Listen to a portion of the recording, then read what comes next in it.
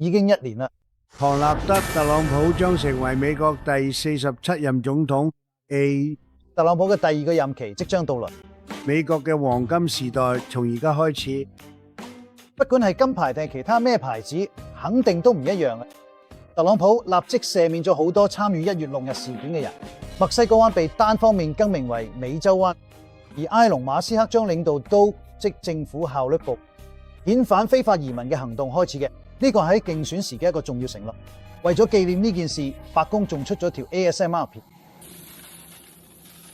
聯邦政府開始咁大改革，成千上萬份工被裁嘅。呢把就係對付官僚主義嘅電鋸。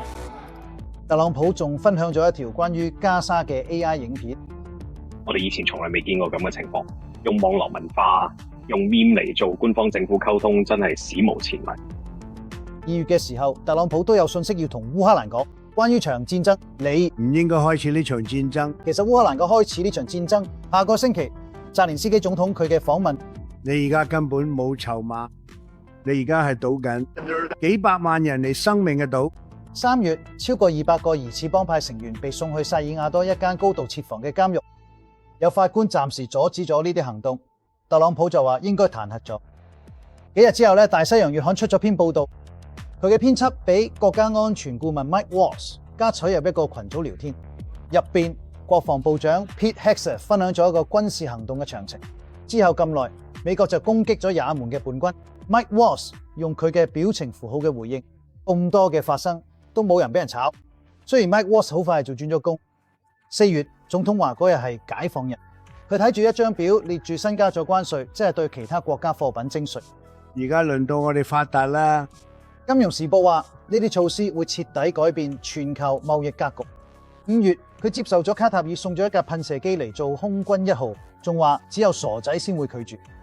6月，特朗普派咗國民警衛隊去洛杉磯，仲有海軍陸戰隊。佢話咁做係回應針對移民突擊行動嘅抗議。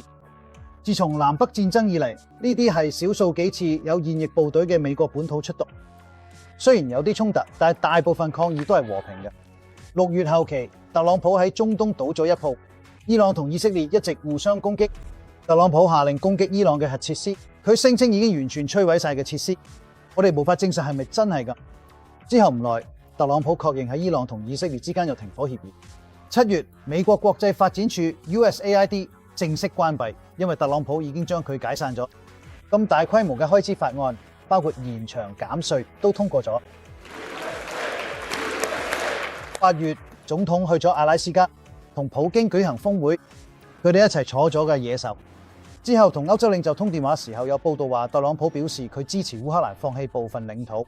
返到華盛頓，國民警衛隊已經被調派咗，要拯救我哋國家首都免受罪案、流血、混亂、污糟同更差嘅情況。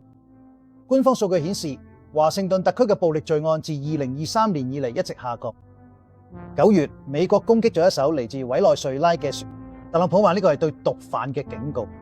之後仲有更多船隻被攻擊。聯合國人權事務高級專員話呢啲行動等同於非法處決。9月下旬，總統違背科學建議同醫學意見，建議孕婦避免服用泰諾，亦稱撲熱息痛，並建立咗一種未經證實嘅自閉症聯繫。冇服用泰諾，冇攞，拼死抵抗，絕不接受佢。同樣喺9月份，總統喺聯合國發表咗講話，並作出咗咁樣嘅評。我哋係世界上最熱嘅國家，冇其他國家能夠與之媲美。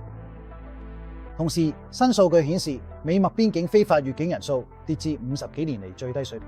白宮同 BBC 講，對於所有聲稱邊境冇辦法守住嘅民主黨人，結果證明我哋只需要一位新總統就搞掂。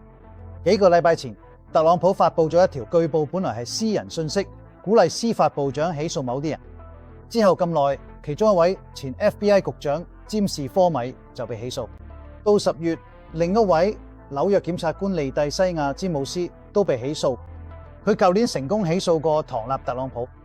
司法部表示，呢人可以凌駕於法律之上，但係對其他人嚟講，呢啲就好似係將司法系統武器化，為特朗普服務嘅。之後喺10月9號，以色列同哈馬斯達成嘅停火協議，特朗普受到世界各國領袖嘅讚揚，仲有以色列國會都讚揚佢。時代雜誌話呢個係冇嘅勝利，同樣喺10月，數以百萬計嘅人參加咗反特朗普示威。作為回應，特朗普分享咗呢條 AI 影片，同時應特朗普要求，白宮東翼被拆卸，準備起新舞廳。而一場史上最長嘅政府停擺，正影響住數以百萬計美國人嘅基本服務。唐納特朗普承諾帶嚟新時代，毫無疑問，佢真係帶美國去攞咩個新地方。